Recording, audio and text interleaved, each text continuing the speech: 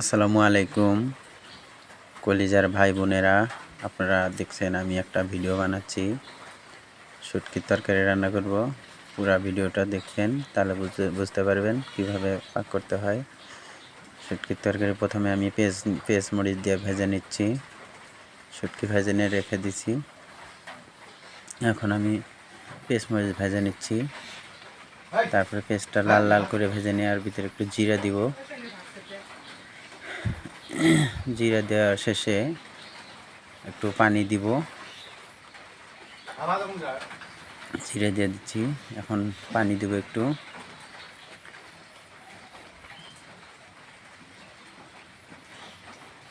একটুখানি পানি দিলাম। তারপরে হচ্ছে আপনার লবণ দিলাম,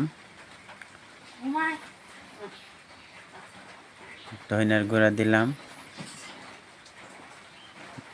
হলুদের গুঁড়া দিলাম,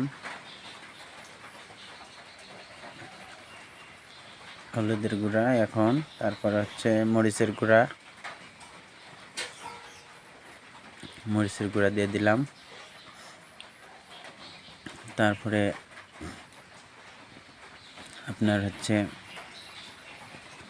আদা রসুন বাটা দিলাম। আদা রসুন বাটা দিয়ে একটু নাড়াচাড়া করে নিয়ে তারপরে শুটকি দিয়ে দিব। এখন আমি শুটকি দিয়ে দিলাম। তারপরে একটু নাড়াচাড়া করে একটু জাল দিয়ে নিয়ে এরপরে শেষে দিব তরকারি যেটা কেটে ধুয়ে রেখে দিছি, সেটা আমি এখন একটু পরে দিয়ে দিব। এই যে দেখেন দিয়ে দিচ্ছি।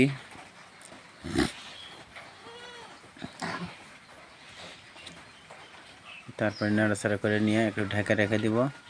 আস্তে আস্তে করে একটু জাল হবে, তারপরে একটু মাখা মাখা হবে, তারপরে জলটা একটু শুকা যাবে, মাখা মাখা হবে। তারপরে আমি ঝোল দিয়ে দিব। ঝোল দিয়ে দিলে কিছুক্ষণ জাল হবে, 20 মিনিটের মধ্যে জাল দিব। জাল দিলে তরকারিটা অনেক মজা হবে, স্বাদ হবে। এখন পানি দিয়ে দিলাম, ঝোল দিয়ে দিলাম, আপনারা যেটাই বলেন।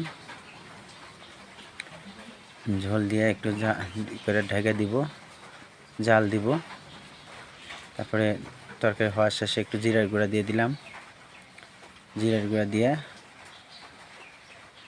নামিয়ে নিয়ে যাবো ইনশাল্লাহ। ভিডিওটি যদি ভালো লাগে লাইক কমেন্ট শেয়ার করবেন, ইনশাল্লাহ পাশে থাকবেন সবাই। আসসালামু আলাইকুম।